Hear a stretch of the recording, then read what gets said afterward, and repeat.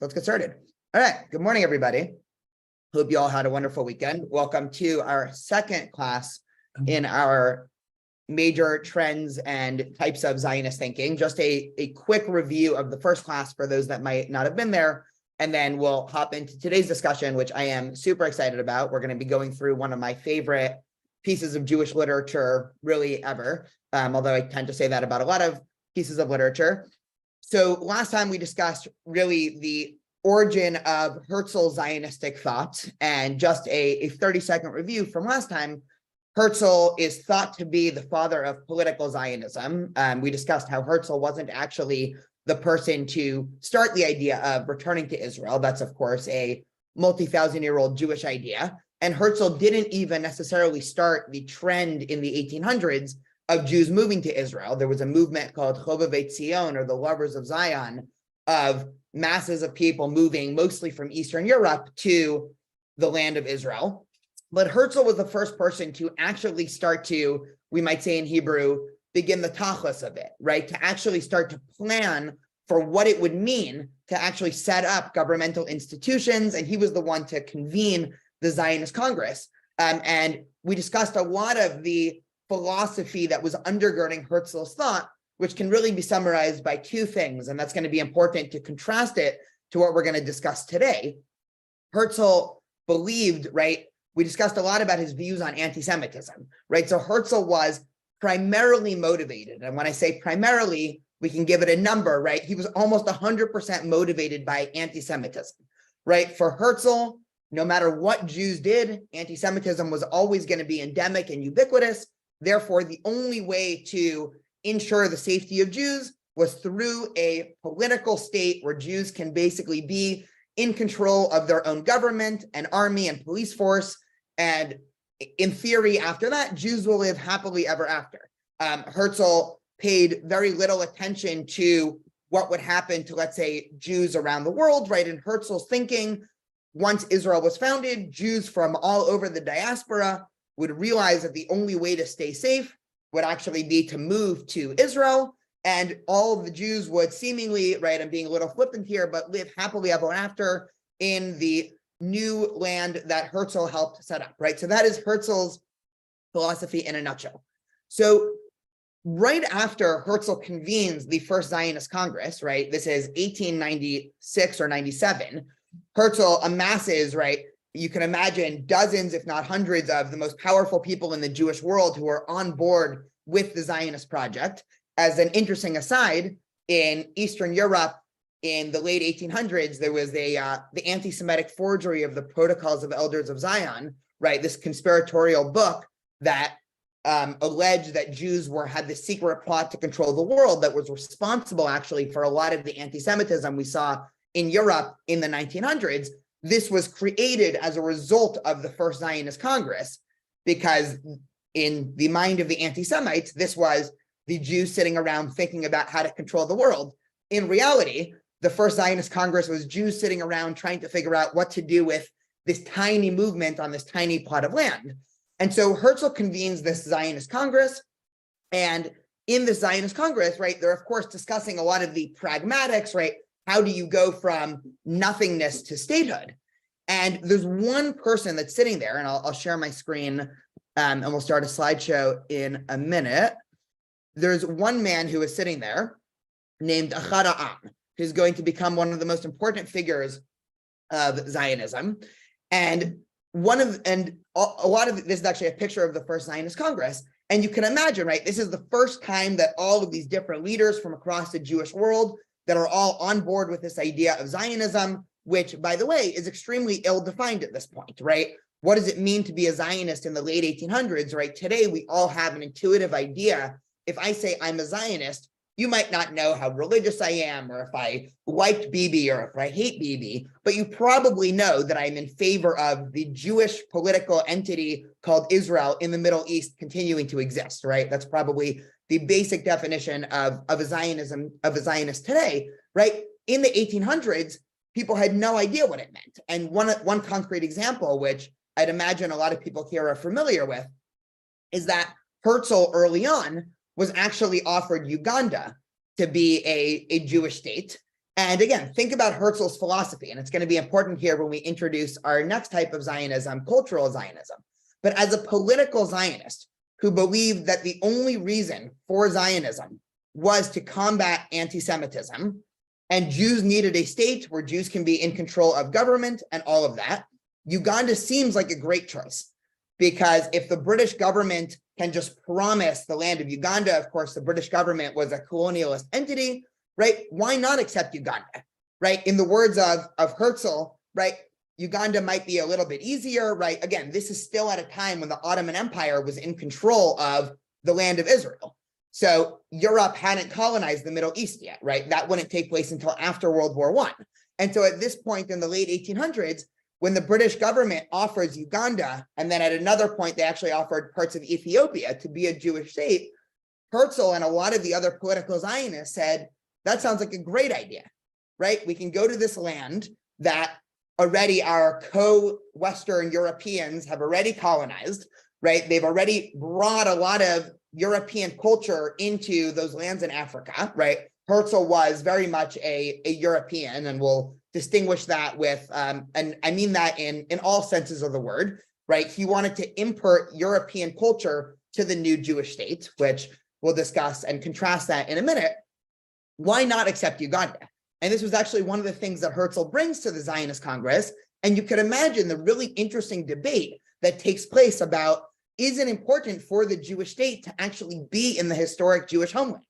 And to us in 2023, that sounds absolutely crazy, because the vast majority of Jews today that have any association with Zionism in Israel, I would guess and venture to say, and this is personally true for me, a huge connection between myself and Zionism is the fact that it is in the historic land of Israel. If Zionism was, if Jews had a small state in the middle of Uganda, maybe I'd be curious enough to visit it once or twice, but it would hardly be the place that I'd spend years of my life going there and bringing students there multiple times a year and everything like that. And so you imagine the scene, right? And we have a little picture here so you can, you don't have to use so much imagination, right? And you have, right, hundreds of men, and of course they were all men, right, stuffed into this room, and they are all debating all of these questions about what is actually the goal of what we're doing, right? Everybody that gets into the room, we agree that we're Zionists. Okay, great. Now what does that mean, right? And one of the reasons why I'm starting off here today is because last time, of course, we discussed a lot of the philosophy underpinning why Herzl originally wanted to set up this, this Zionistic entity. But of course, this is when they actually gather. And I see somebody in the comments saying, can I discuss the idea of a Jewish enclave in the Soviet Union?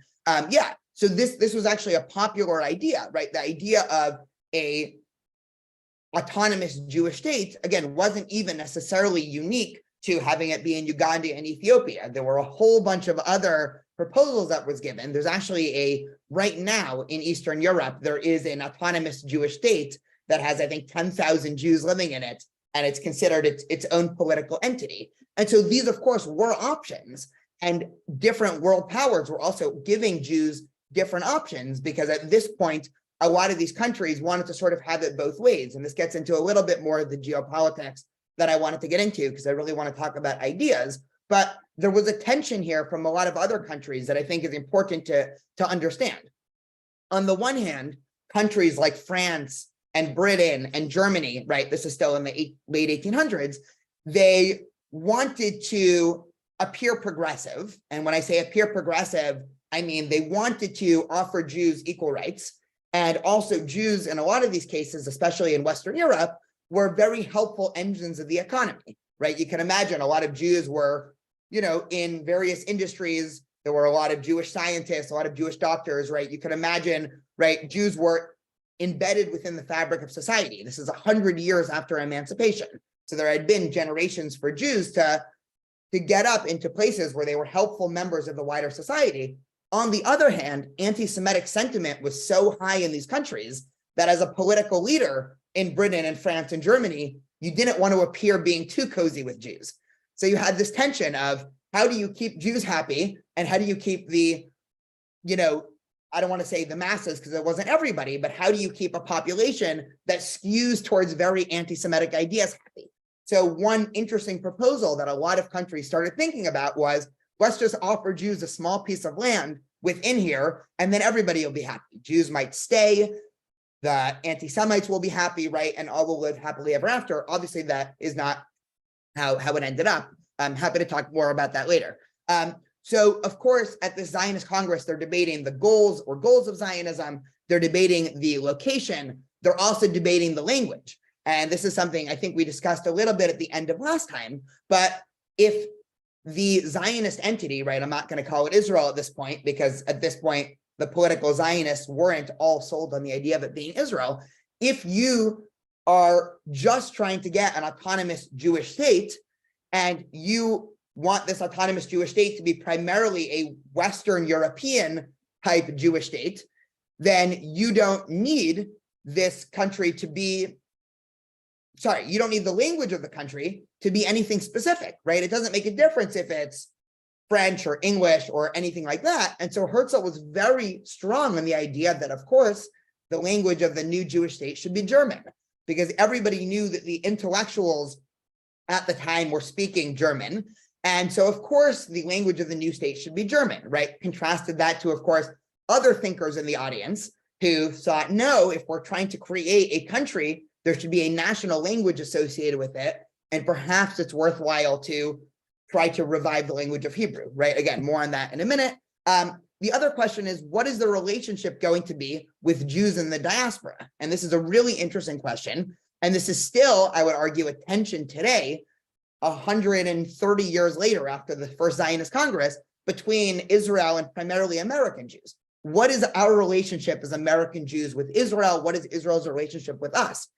If you adopt the Herzl worldview, right, and I'll give a very specific example in a minute, this created a firestorm 8 years ago. I remember exactly where I was when this happened. There was an anti-Semitic attack against the Jewish community in France. And there was this horrific episode where a gunman came into a kosher supermarket in France. And this was after a wave of a number of anti-Semitic incidents against the Jewish community in Paris. And Paris, of course, has a long Jewish history of being anti-Semitic, both in the Middle Ages and also, sadly, in the last 20, 30 years, as anti-Semitism is on a rise in Western Europe, but specifically France has seen a lot of the brunt of it. And so after this anti-Semitic attack, you can imagine Jewish communities around the world were expressing sympathy and how can we help and, everything like that.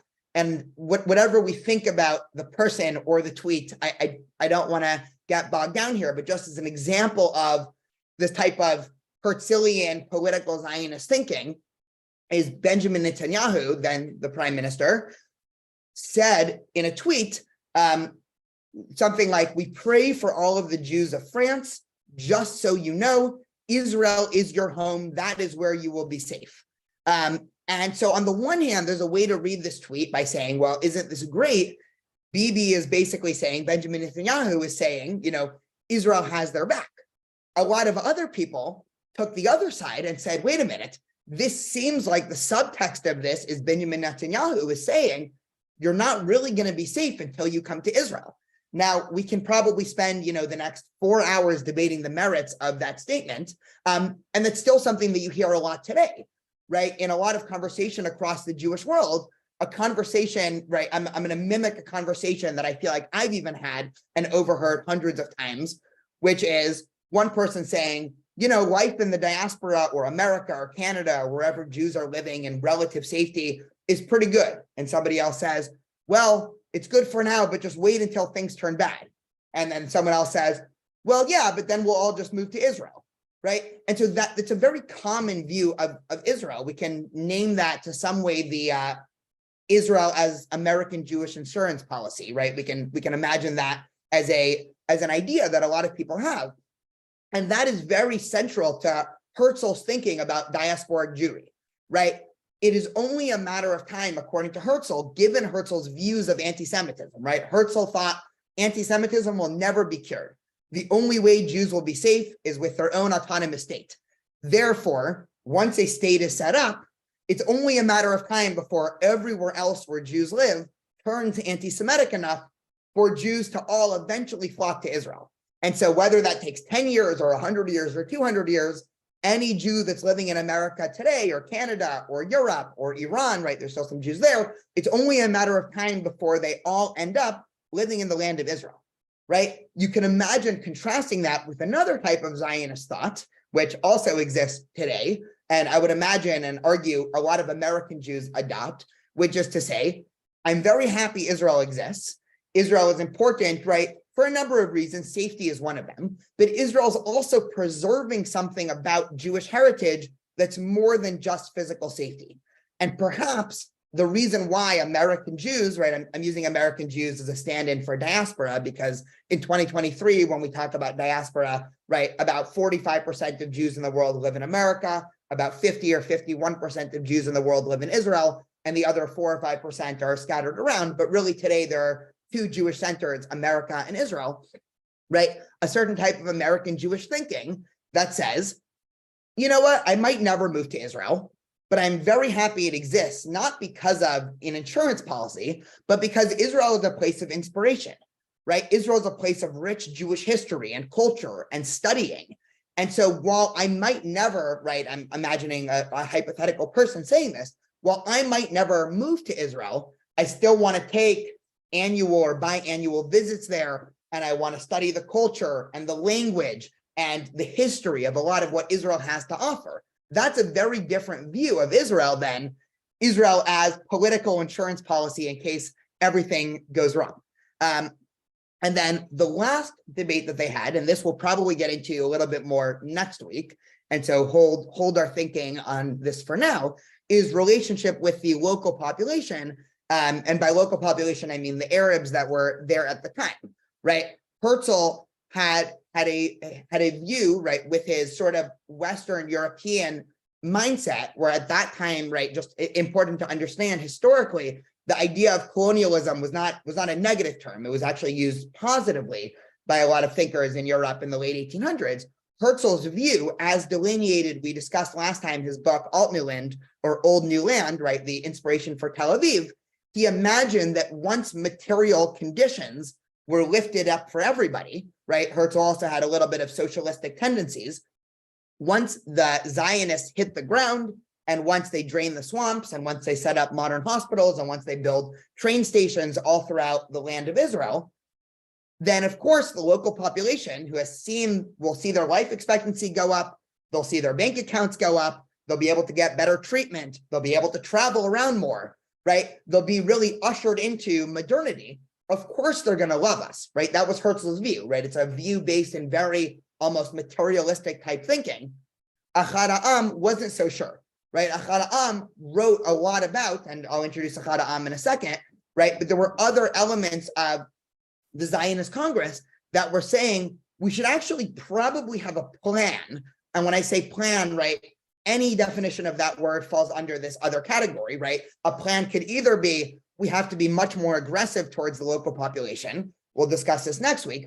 Or we have to be much less aggressive and much more, right, concerned with, right, being very careful and creating relationships and making sure not to create a 120-year war with the local population. And this is something that we should worry about. And materialistic benefits for everybody is not going to automatically make everybody their levels. So these were a lot of the debates, right? I'm just painting the picture here because, again, one of the main reasons that, or one of the main goals that I have for this 4-part series is to really complicate what it even means to be a Zionist and to say that somebody's a Zionist, or just to think about Zionism big picture, right? They had this convention, and there was no time in the history of Zionism or Israel, and we can include Judaism in that list too, where everybody was in unanimous agreement, or there was even 51% agreement on all of the different ideas of what you might want that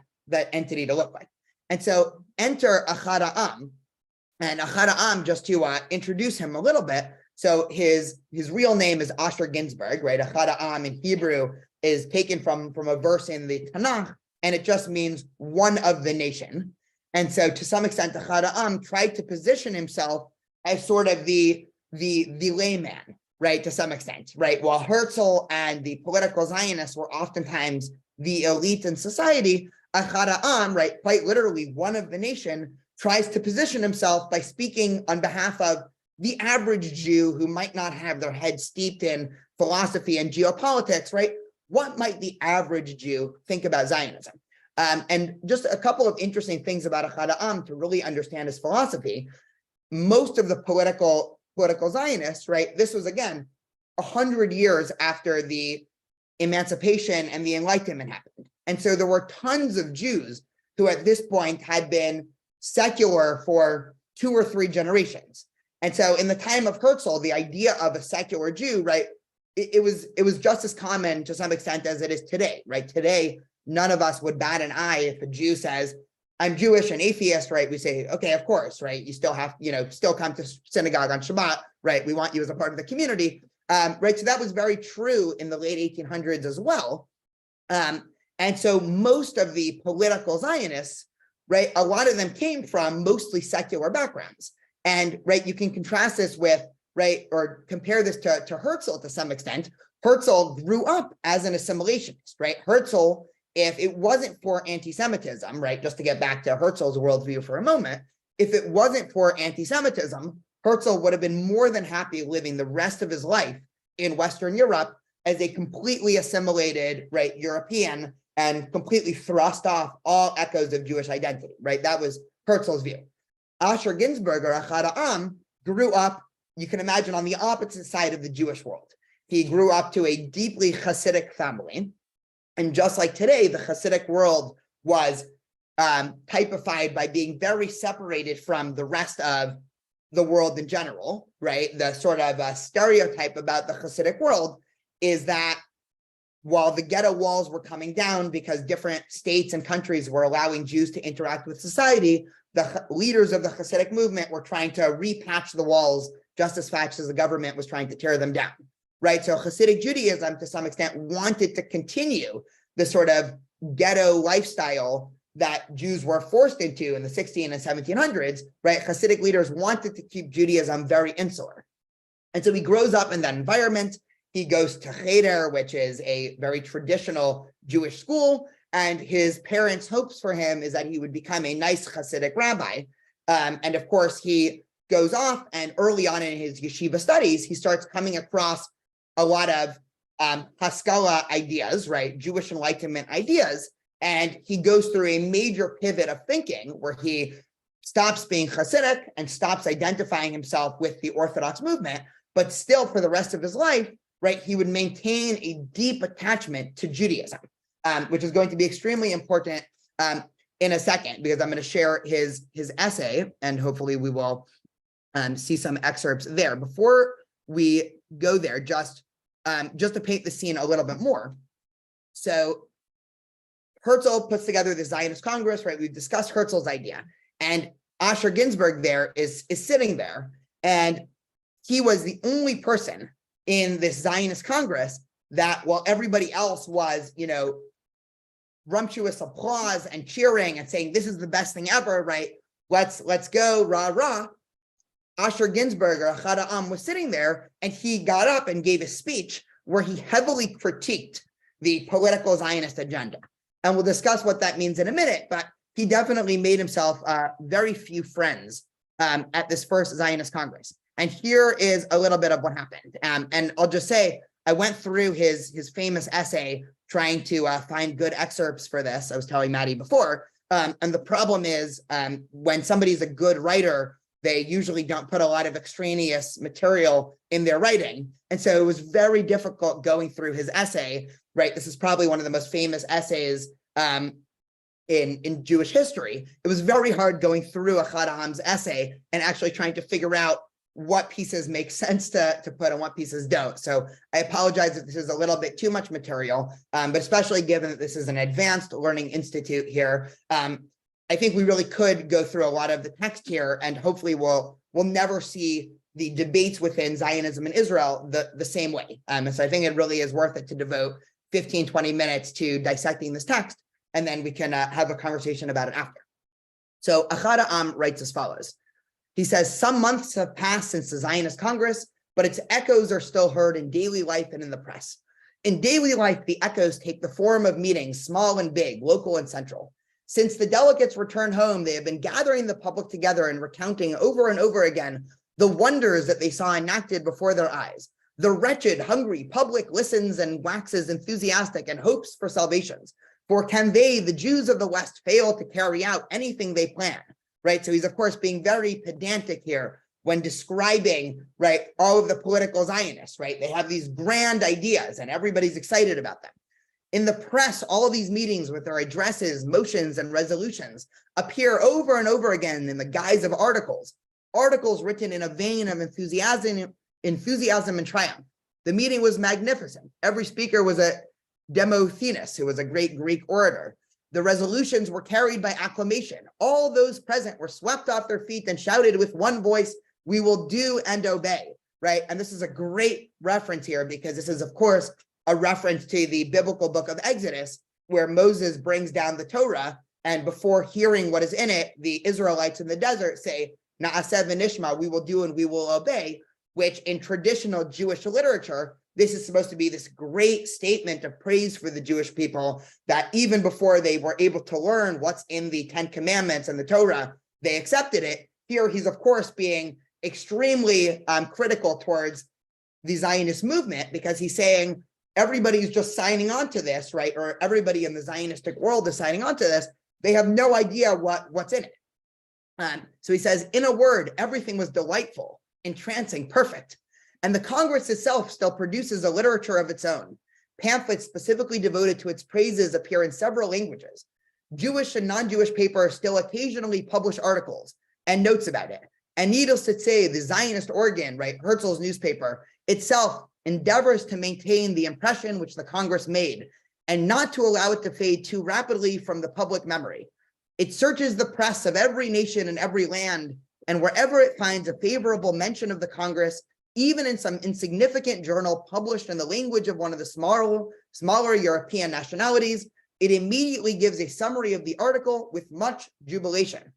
Only one small nation's language has thus not been honored with such attention, though its journals too have lavish praise on the Congress. I mean Hebrew, right? So this is his setup for his essay, and he's describing a scene where you have the political Zionists, and they are, of course, having this meeting. And to some extent, he's describing a situation of, you imagine a self-congratulatory circle where all of the Western Zionists, and you'll see why I keep using the term Western Zionist, because one of the things that Ahad Ha'am sets up is a dichotomy between what he calls the Zionists, or even the Western Zionists, and the Eastern Zionists, or the Chovevei Tzion Zionists. And we'll see that distinction in a few minutes. But he's basically pointing out a chief irony that he's going to go back to, and an irony that I actually think to some extent still functions today in Israel and Zionism. And we can, of course, if anybody has questions or comments on this point I'm about to make, please feel free to interrupt me. The irony that he's making can be summed up as follows. The project of political Zionism in Herzl was based off of an understanding that anti-Semitism cannot be cured, and therefore Jews need to be in charge of themselves, right? That much we know, right? But he's pointing out there's an irony that Herzl and the political Zionists seem to care a lot more about what the wider world thinks than they do about what Jews think, right? And to imagine this cartoonish scene where Herzl is on the one hand saying non-Jews, right? Excuse my flippant term, right? He even uses the term, right? The Goyim, right? The rest of the world.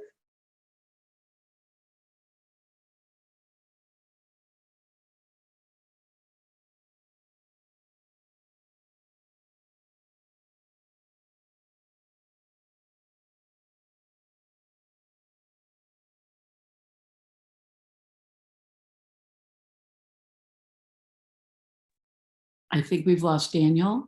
Oh, you're back. Daniel. Yeah, I got so excited that I got my internet to be cut out.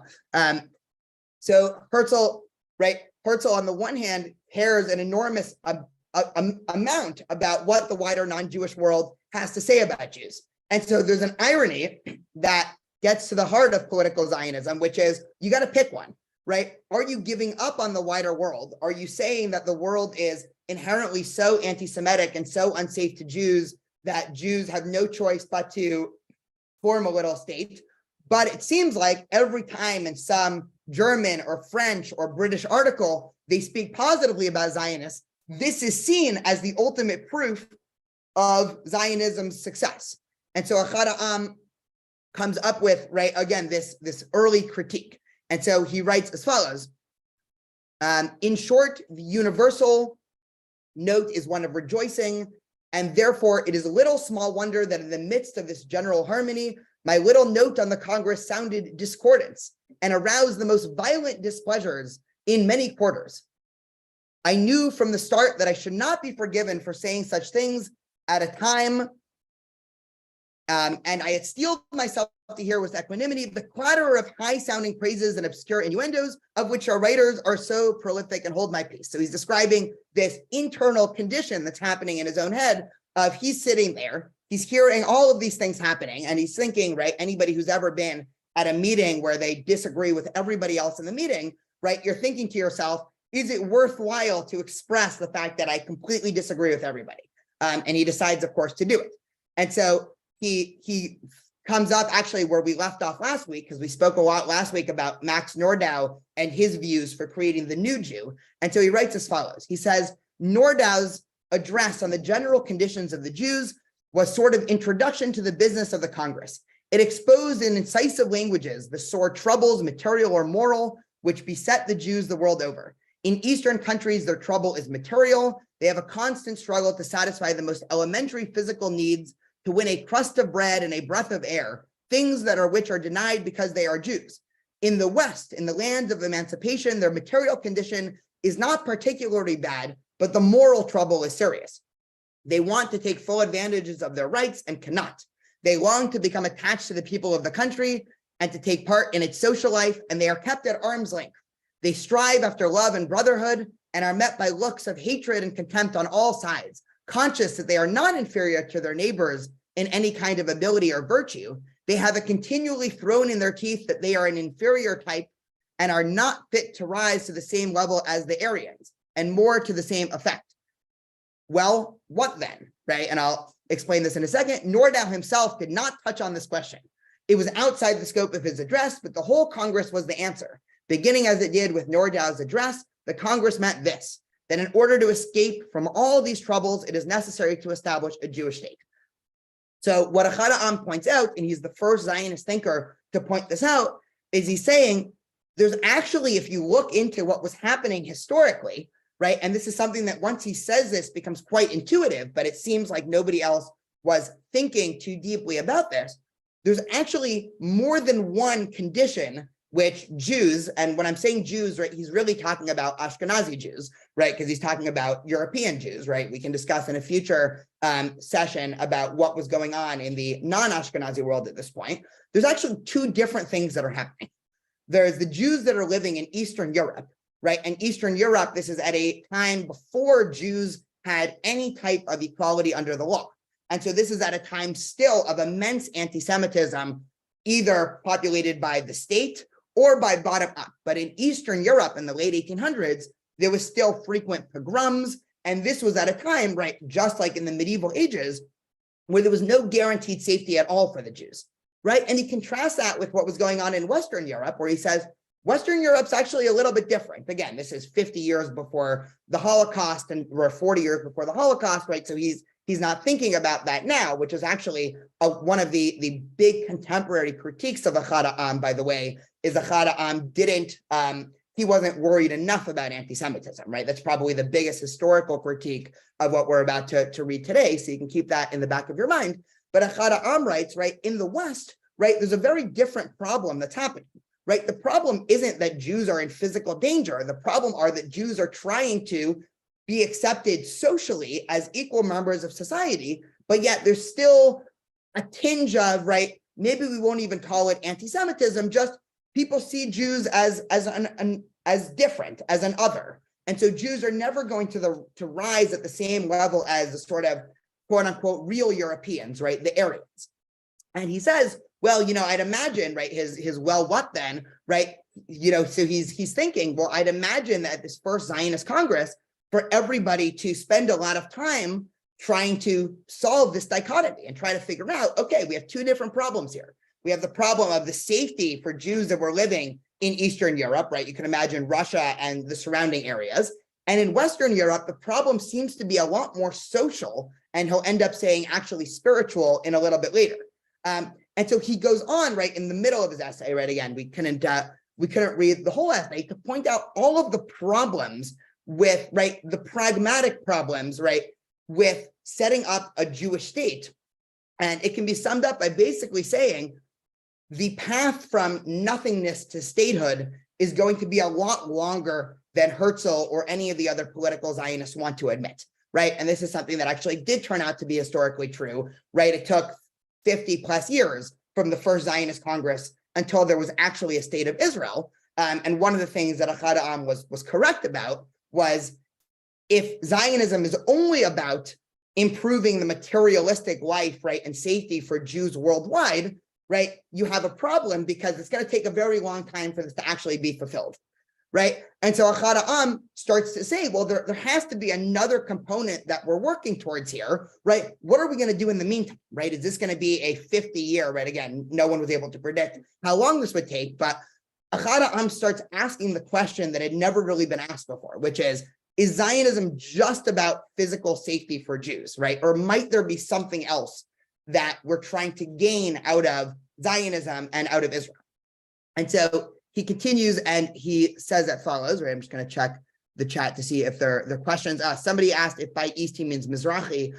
No, by East he means the Jews that are living in Eastern Europe, right? That are typically just, again, this is a historical stereotype, but it's historically true that the Jews that were living more Eastern were more traditional and more religious, right? Because they weren't living in lands that were emancipated, right? So you can imagine your average Western European Jew in the late 1800s was much more secular, right? A lot of them were socialists. A lot of them were nationalists of whatever country they were in. They were a lot less religious, right? In a traditional sense. In Eastern Europe, the vast majority of the community was still very religious, very Hasidic, right? And all of that. So Ahad Ha'am writes as follows. He says, truth is bitter, but with all its bitterness, it is better than illusion. We must confess to ourselves that the ingathering of the exiles is unattainable by natural means.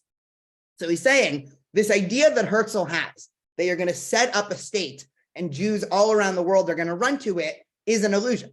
We may by natural means establish a Jewish state one day, and the Jews may increase and multiply in it until the country will hold no more.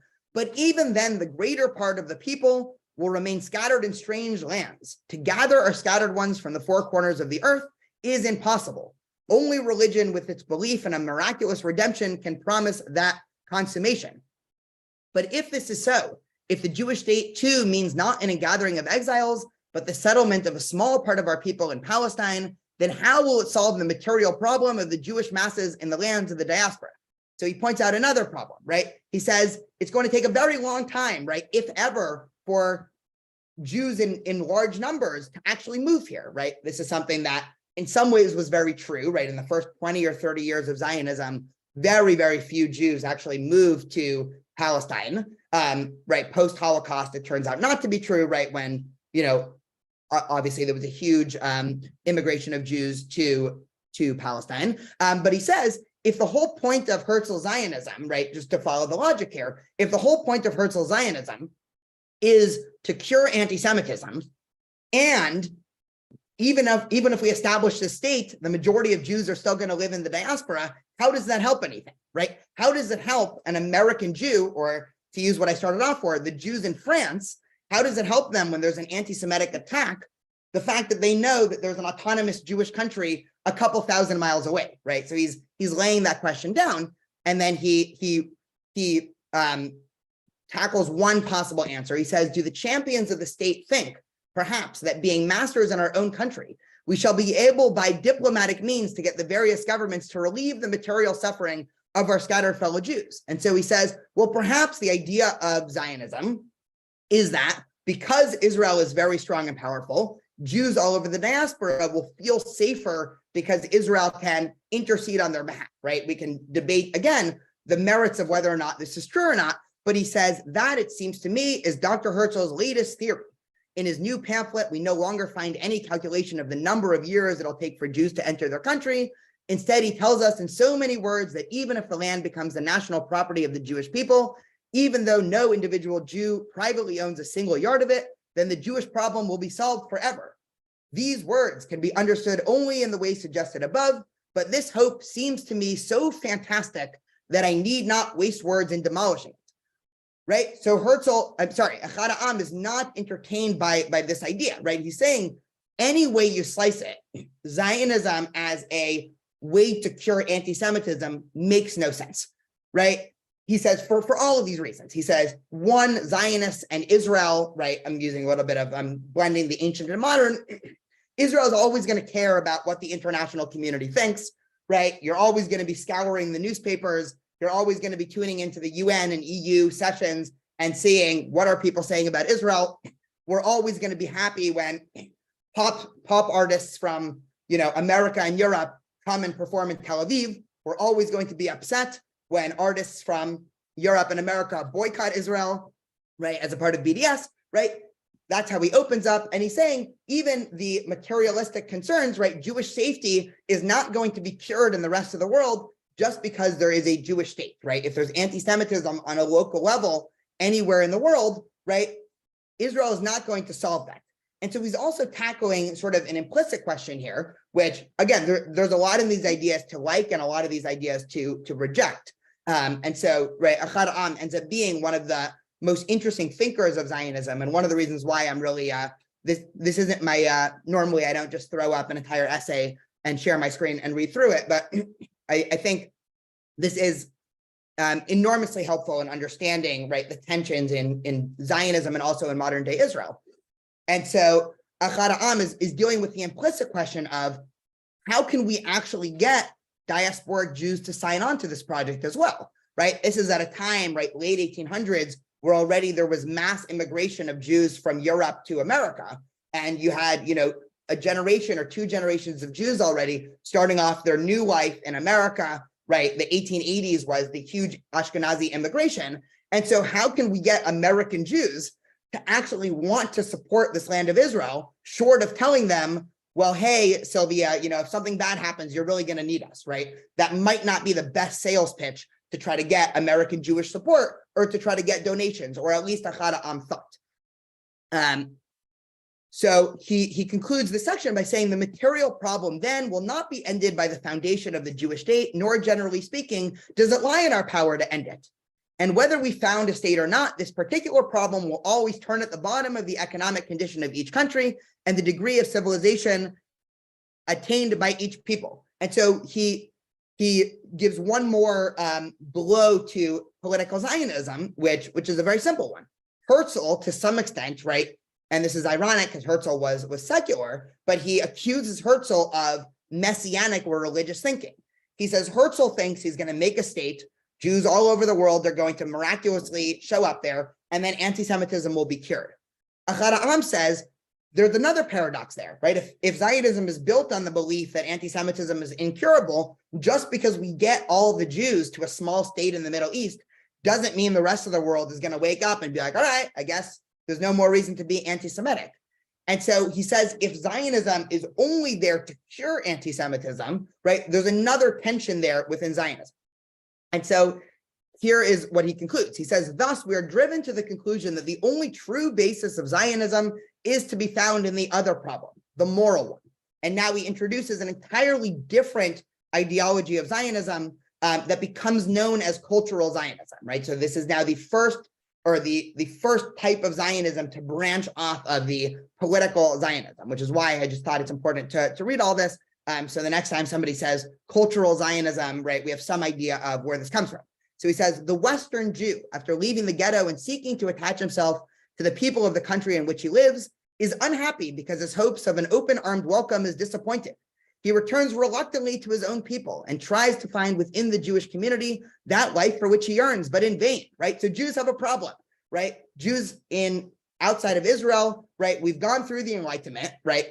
We're all, in some extent, right? We're all modern, right? And so therefore we try to assimilate into wider society.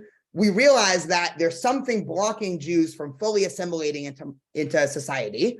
And then we try to return to Jewish community, and communal life and communal problems no longer satisfies him, right? We realize that Jewish life, to some extent, in the diaspora, is not the most exciting thing we've ever seen in our lives, right? And Echad Ha'am was very critical of, to some extent, diasporic Jewish life, not the fact that Jews live in the diaspora, but he was very critical of the life of Jews in the diaspora, and we'll tackle this a little bit later. But he says he has already grown accustomed to a broader social life and political life, and the intellectual side of Jewish cultural work has no attraction, because Jewish culture has played no part in his education from childhood and is a closed book to him. So in his trouble, he turns to the land of his ancestors and pictures to himself how good it would be if a Jewish state were reestablished there, a state arranged and organized exactly after the pattern of other states. Then he can live a full, complete life among his own people and find at home all that he now sees outside, dangled before his eyes, but out of reach.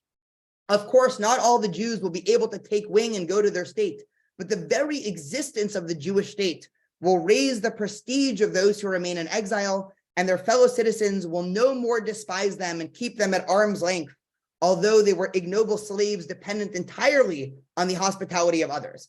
As he contemplates this fascinating vision, it suddenly dawns on his inner consciousness that even now, before the Jewish state is established, the mere idea of it gives him almost complete relief. He has an opportunity for organized work, for political excitement. He finds a suitable field of activity without having to become subservient to non-Jews. And he feels that thanks to this ideal, he stands once more spiritually erect and has regained human dignity without overmuch trouble and without external aid. So he devotes himself to the ideal with all the ardor of which he is capable. He gives rein to his fantasy. He lets it soar as its will up above reality and the limitations of human power, for it is not the attainment of the ideal that he needs, its pursuit alone is sufficient to cure him of his moral sickness, which is the consciousness of inferiority, and the higher and the more distant the ideal, the greater its power of exaltation, right? This is an extremely powerful paragraph. Just to summarize this and tease out the ideology, he's saying Jewish life in the diaspora is weak. Most Jews have already become assimilated, and therefore the day-to-day, I'll use the term banality of Jewish life doesn't really excite them, right? And to some extent, this is a critique that could be applied today, right? What percentage of American Jews are showing up to davening on Shabbat morning, right? I don't actually have the numbers, but I would probably guess it's under 10%, maybe even much lower, right? When you consider the entire American Jewish community. And he's saying, right, there's no creative outlet to some extent, right? What do you do with Jews, right, at this time in Western Europe in the late 1800s when they're too assimilated, or for whatever reason, they're not involving themselves in Jewish religious life. And yet when they try to assimilate, they're either not let in because of some perceived otherness, or maybe they're even not let in because just socially and spiritually, right, to use Echad Ha'am's terms, they don't mesh with the wider population. And so you have this paradox of Jews in modernity, where they're too assimilated to interact with Jewish tradition, and they're too Jewish to interact with wider society. And so he says Jews are stuck to some extent. And so he says, well, what if, right, we have this ideal of a Jewish center, right? He doesn't even use the term state necessarily because he didn't think this required a state to be achieved, right? You have this Jewish center, and that Jewish center, you can solve the problem. Because if the problem are Jews are too assimilated for Jewish life, but too Jewish for wider society, if you created a wider society that was Jewish, right, Jews, of course, would be accepted there. And also that would require the creative faculties to actually set up a society. And so no longer are Jews in the diaspora spending their time dealing with questions that no longer excite them, right, of course, I'm using generalities, but no longer are Jews in the diaspora going to have a choice between, do I show up to the local synagogue or do I not, right? And that being the only Jewish question. And most of them saying no, because a lot of the ideas are too archaic to them and whatever. Jews now have this entire culture that they now need to set up. Jews now need to think, just like all other peoples in the world, well, what type of government do we want to set up? What type of tax system? What type of language? What type of natural culture, right? Do we want to have, right, national art shows? Do we want to, right? All of these questions will necessarily cause a influx of Jewish creativity. And the genius of what Echad Ha'am says is it doesn't even require that you move to Palestine or to Israel. because Jews in America now can sit around and think about Judaism in a way that's not a primarily a religious identity.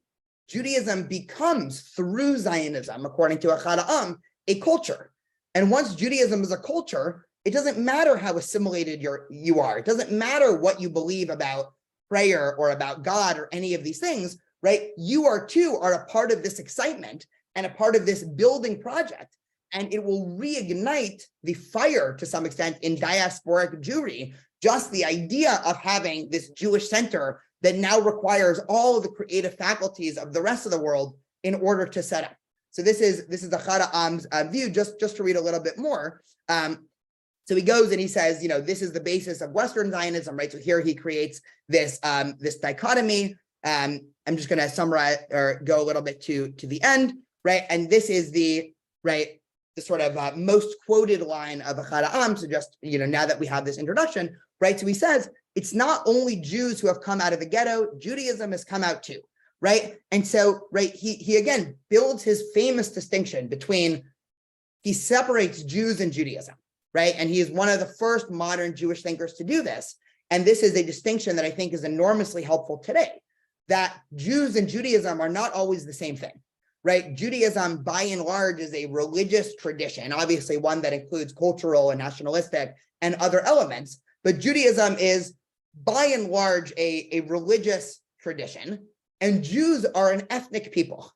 And so you cannot, right, in Achad Ha'am's words, right, again, today we might use a little bit different language, you can't assume that all Jews are Jewish, or you can't assume that all Jews are practicing Judaism. It's just not true. Somebody can be a Jew and they can have nothing to do with Judaism, right? And so he separates out these two things. And he says, political Zionism is only focused on Jews, right? Herzl's only interest is how do we ensure that the ethnic people called the Jews are safe, right? He doesn't care about anything else. But he says Judaism has also come out of the ghetto. He says Herzl and the political Zionists have forgotten about Judaism, right? And if Israel forgets about Judaism, that would be terrible. So he says for Jews, the exodus is confined to certain countries and is due to toleration. But Judaism has come out of its own accord whenever it comes into contact with modern culture. This contact with modern culture overturns the defenses of Judaism from within, so that Judaism can no longer remain isolated and live a life apart. The spirit of our people strives for development. It wants to absorb those elements of general culture, which reach it from the outside to digest them and to make them a part of itself, as it has done before different periods of history. But the conditions of its life in exile are not suitable. In our time, culture wears in each country the garb of the national spirit, and the stranger who would woo her must sink his individuality and become absorbed in the dominant spirit. For this reason, Judaism in exile cannot develop its individuality in its own way. When it leaves the ghetto walls, it is in danger of losing its essential being, or at best, its national unity. It is in danger of being split up into as many kinds of Judaism, each with a different character and life, as there are countries of the Jewish dispersion, right? Just to take his last line, right? So he describes this process then, and this will be the last thing I actually read from him because I want to have some time for discussion in the last couple of minutes. He says, right, Judaism in the diaspora is going to be split into all of these different groups, right? This is, of course, at a time when the Reform and conservative and Orthodox movements were growing and spreading, and Jews were just getting into America and setting up all these different Jewish communities that were not unified, right? You had Jews in one country that had nothing to do with Jews in another country, and Reform and conservative and Orthodox and Hasidic, and it just seemed like to Achad Ha'am that the Jewish world was becoming increasingly scattered and disunified. And so he discusses Zionism, right, not just as a creative outlet, but as a way to reunify the Jewish people, not because everybody agrees, but because everybody, to some extent, is co-partners in this project of having to build something external, right? So it's no longer focused on what can we do to bolster the Jewish community here in Orange County. And oh, if you're part of the Reform movement in Orange County, then of course you have nothing to do with the Orthodox movement in Orange County, and that has nothing to do with the secular humanistic Jews of Orange County, which has nothing to do with those couple of Jews that are completely assimilated and want nothing to do with Jewish life. Achad Ha'am was witnessing this happening in Western Europe, and he's saying enough, right? There has to be something that connects all of these different types of Jews. And even if all of these different types of Jews are going to remain in Orange County, imagine if there's one project that everybody is unified in building, which is Israel and Zionism, which historically has turned out to be very true, right? I mean, we could talk a lot about how now Israel is oftentimes a disunifying factor among American Jews, but for about 100 years, Zionism was the main unifying factor among Jews in the diaspora. Meaning, if you go to any Jewish community in 1970, 1950, at any previous point, and you can ask questions of Jewish practice, Jewish theology, politics, right? You would have fierce disagreement, right? You'd have capitalists and socialists, you'd have atheists and Hasids, right? Everything in the middle. The one thing that would, to some extent, be a unifying factor, or so Echad Ha'am believed among all diasporic Jews, is that this is an important project. And so even if we don't agree on the end result of this project, at least if you set up a JNF dinner, right, a Jewish National Fund dinner, you can get an Orthodox Jew sitting next to a Reform Jew, sitting next to a assimilated Jew, and that will give them inspiration. And so he includes by saying, I want to establish a state which will be a Jewish state and not merely a state of the Jews. And so this is the best way to summarize Echad Ha'am's thinking. And so just to finish this, I never actually know if we go till 11 or 10:30, so I'll keep going because I have the next half hour off. Anyway, if people do have to go, feel free, but just to conclude for a few minutes, right? So Echad Ha'am sets in this framework through this essay. And again, this is one of the most important essays, in my opinion, of Jewish history because of how much he predicted and really his prophetic spirit. But Echad Ha'am goes on to describe how focusing just on the material and just on the pragmatic and just on the political aspects of Israel is a mistake. One, because it's never pragmatically going to work. And two, because it's completely ignoring something that Jews also need, which is a national culture and a national religion and national spirituality. And so through this lens, you can understand, right, when Herzl and the political Zionists in the late 1800s are offering up Uganda as a place for the Jewish state and are writing pamphlets about how the language in Palestine, right, free land of Israel, should be German, right? Echad Ha'am and his followers, right, are bashing that. And they're saying, right, this was one of the biggest debates in the Jewish world in the early 1900s between the political Zionists and the cultural Zionists. The cultural Zionists were writing back and saying, you're crazy if you think that Zionism is going to work by colonizing Uganda. And you're crazy if you think that Zionism is going to work by importing a European language. We have to do this all ourselves, right? If we're going to create a national culture, there also has to be a language. And so Echad Ha'am's, right, chief partner or his student, Eliezer Ben Yehuda, right, I mentioned him last week. Eliezer Ben Yehuda goes and he revives the Hebrew language, right, a language that had only been, prayed in Sidurim and read about in the Tanakh and the Mishnah, right, rabbinic works. Eliezer Ben Yehuda goes and he revives this language that had never been spoken on the streets in 1700 years. And there's actually some crazy anecdotes about Eliezer Ben Yehuda, where he raises his children with their first and only language being Hebrew. And at the time, they were the only people in the world that spoke Hebrew, right? So you can imagine, right, I'm sure they had a bit of a traumatic upbringing to some extent. But this was the project that cultural Zionists were bringing to the table. And just one interesting and fascinating metaphor that Echad Ha'am uses, and this is the last thing I'll say, and then I would love to have a little bit of discussion in the last 20 minutes, assuming we actually do end at 11, is Echad Ha'am uses this metaphor from rabbinic literature. And it's one of the most powerful metaphors that I think we have in Judaism. And it comes from a historical story that's really part history, part myth, which if we imagine, right, in the year 70 CE, when the temple was destroyed, right? So just, going back 2000 years in history, the Roman Empire is surrounding Jerusalem and they're about to destroy Jerusalem. A rabbi named Yochanan ben Zakkai, who was one of the rabbinic leaders, is able to sneak out under the walls and he's able to go past the Roman army and he's able to have a conversation with Vespasian, right? The general of the Roman Empire, right? And of course, this is now where the myth comes, because probably there was never a conversation between a rabbi and the Roman general, but the rabbi and the Roman general are talking, right? And the rabbi is, clearly coming across, right? Rabbi Yochanan ben Zakkai is clearly coming across as very wise. And so, right, in classic myth form, the general says, you know what, I'm going to grant you a wish, right? And so you might imagine at this point in Jewish history, what do you wish for if you're Rabbi Yochanan ben Zakkai? You wish that the Romans ended the siege. You wish that, you can get food into Jerusalem because it was a huge famine, right? You wish all of these things, right? What Rabbi Yochanan ben Zakkai said, right? Some of the most famous words in Jewish history, give me Yavna and its sages, right? Yavna was a tiny town in the land of Israel that was the beginning of the rabbinic movement.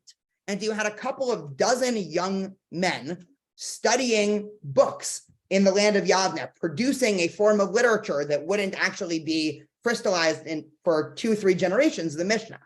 And a bunch of rabbis that, again, were, probably to some extent elite, right, separate from the rest of society, spending their days studying books, right?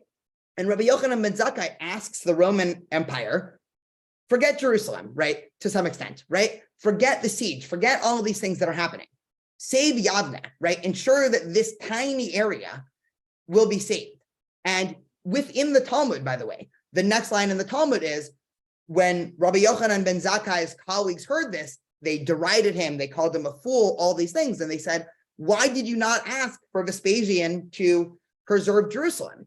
And the story sort of ends there, right? You can speculate, maybe Yochanan ben Zakkai thought that there's no way that the Roman Empire would actually pull back from Jerusalem. Maybe he thought Jerusalem was already going to be destroyed. But Echad Ha'am reads this a completely different way.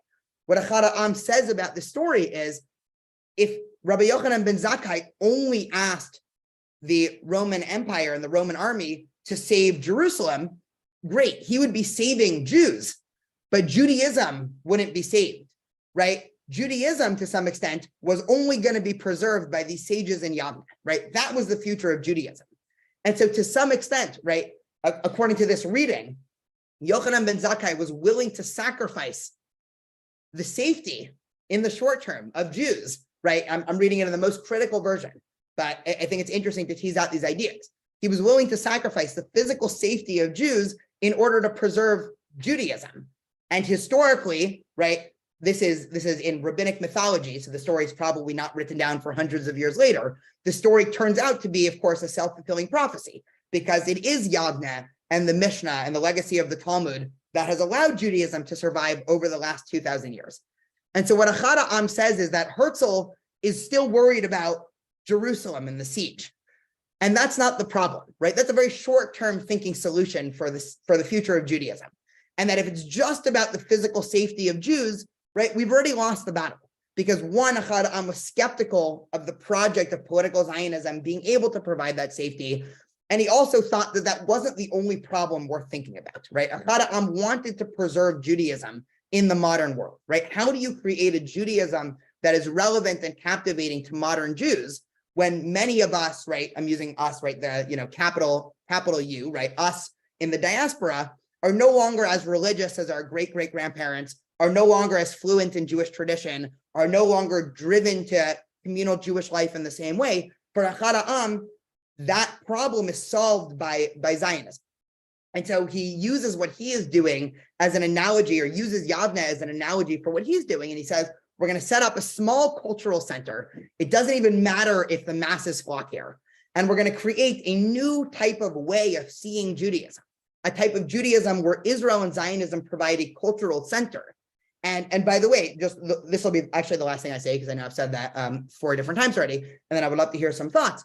It is Echad Ha'am's thinking, and he describes Judaism as a culture, right? This is the first time, to the best of my knowledge in Jewish history, that Judaism is described as a culture, right? Herzl wanted to describe Judaism as a nation. Echad Ha'am describes Judaism as a culture.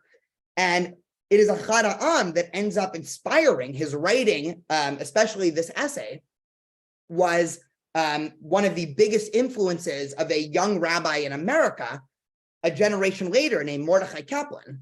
And we might say, well, who's Mordechai Kaplan? Why do I care about him? Mordechai Kaplan was the American Jewish leader who also wrote a lot about how Judaism was, right? He defined Judaism as a civilization. And he said in America, he said, you know what would be really great to have in America? It seems like the majority of Jews, right, all the same problems of the Chada'am. We need smaller cultural centers around America where Jews could interact with Judaism in a way that isn't primarily rooted in just religious and theology, but that Jews could explore their creativity and full potential in the diaspora. And he called his movement the JCC movement.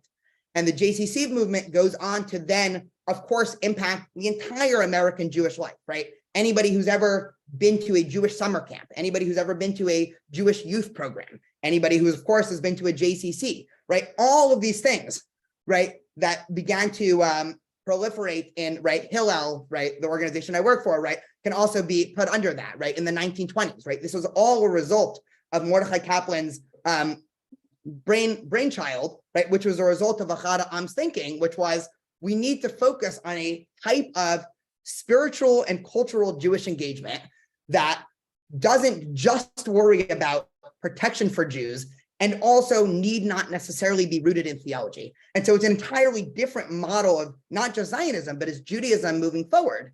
And Achad Ha'am turns out, right, a lot of times one of his nicknames would be the secular prophet. And what was really interesting is that Achad Ha'am, of course, grew up, he grew up Hasidic. And for many years, people thought he might be a Hasidic rabbi. And so Achad Ha'am, right, moves to Israel, and he's, of course, extremely spiritual, but no longer, right, theologically orthodox, but very rooted in traditional Judaism. And so there are stories that Achad Ha'am Shabbat afternoon, right, traditionally in a lot of Jewish communities, but specifically the Hasidic communities, Shalosh Shudas, or the third meal right before sundown on Saturday afternoon, is considered a time of immense spirituality. And so in the Hasidic world today, right, communities will all gather around the Rebbe's table in the afternoon on Saturday, and they'll sing and they'll have drinks, and the Rebbe will share words of wisdom. And so there are stories about Achad Ha'am in his house in Palestine, right, having all of these different followers ranging from religious to secular to atheist to traditional to Ashkenazi to Mizrahi, Jews sitting around his table while he on Shabbat afternoon would be smoking a cigar, which of course traditionally is against the rules of Shabbat, sharing words of Torah, right? So if you want to figure out, how interesting and conflicted of a character Achad Ha'am was, right, that was him. But his vision for Zionism, right, not only challenges Herzl, I think continues to challenge diasporic Jewry today. And also we see how much of a positive effect to some extent, right? Because Jewish life in America is unfathomable without camps, youth groups, and JCCs and Hillels, right? 90% of what we talk about when we talk about Jewish life are these things. And this is all due, of course, to this incredibly astute thinker, Asher Ginsburg, Achad Ha'am, and to cultural Zionism. So happy to stay here. I think we have about 15 minutes left. If people have thoughts or questions. So thank you, Daniel. I just want to say a couple things. First of all, the class actually goes technically till 10:30. Sometimes people go over. You could talk to us all day, and I think most of us would be really happy to just sit here and learn from you. So you'll leave the room open. And I want to say hi to my Temple Beth Tikva friends. I'm so happy you're here. And there are some people I don't recognize, EH and Army. I put you in the text, and Barbara. We just love to know how you found out about Advanced Learning Institute, just because we don't know who sort of connects to the collaborative and who doesn't. So if you're willing to share that with me in the chat, I'd appreciate knowing that. And Daniel, this essay, if you send it to Madalena, she can attach the full essay along with the recording of this class. And my other question to you is, are you pushing this to your Facebook? Or I did, because we couldn't figure out how to attach it to the Jewish Collaborative Facebook. So I figured I just wanted it out there just so. So can you lift it, and then is there a way to share that with our Facebook, or it's not? You just streamed it on your own thing, and that's fine. The recording doesn't matter. I think it doesn't. I streamed it on my own, but I think we can probably just share it. You can share it specifically. If you just want to share it to the Jewish Collaborative Facebook, that's good. If you want to share it to your own feed and everybody in your friends group, that's all right too. Okay. All right. Well, anyway, I'm gonna head out in a second, but of course we'll leave this open for questions for Daniel. Yeah, thank you. It was a great class. Thank you. Well, I'm here if anybody has thoughts or questions or comments, or I'd love to hear what people think.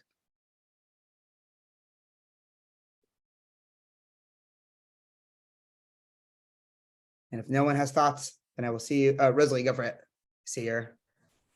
Am I the only one that's never heard of this man? Or if I have, it's just, I blocked him out. I mean, I only hear about Herzl. Is it just me? It's not you. What I will say, this might, we'll tackle this. This is, usually I wouldn't bring this up 14 minutes overtime, but if you're still here, then this is the, everyone here has already accepted overtime. There's a couple of reasons. He got a lot of flack, and just being totally honest, and Al-Qaddam is one of my favorite Jewish thinkers, so I'm about to insult him. So he got a lot of flack after the Holocaust. I mean, he had been dead for 25 years, but it turned out historically, I mean, while I think Al-Qaddam was right in a lot of his observations about Jewish communal life, he very much, especially later on in his life, was becoming increasingly critical of political Zionism and their dire methods of creating a state. And so over and over again, he wrote, anti-Semitism is getting better, right? The important thing is not creating a state, right? The important thing is this Jewish cultural center. It's not worth sacrificing the second to help the first. He was becoming increasingly critical of the disposition of political Zionists towards the Arabs and local population. And so, we can treat that however we want, but historically, once Israel was founded, he was somebody who, to some extent, right, he wasn't necessarily against statehood, but for him, statehood was a secondary concern. And so his history treated him very, very split, right? I think probably he doesn't get enough credit because I do think he was responsible for much of both Israel and in America in terms of what we enjoy today. And it's also true that because of him and his followers, Israel might not have been founded as quick as it would have been if everybody was on board with political Zionism from the get-go, although I'm not sure. But I think in early Israel, especially after the Holocaust, and especially then with the 1948 war and 1967 war, and as you had these huge wars for Israel's survival, Ahad Am oftentimes brought a moral voice that a lot of people didn't want to hear. I will say I think there has been a resurgence, especially among I'll use the term liberal Zionists. Among liberal Zionists, Ahad Am becomes sort of a hero because he was a Zionist, of course.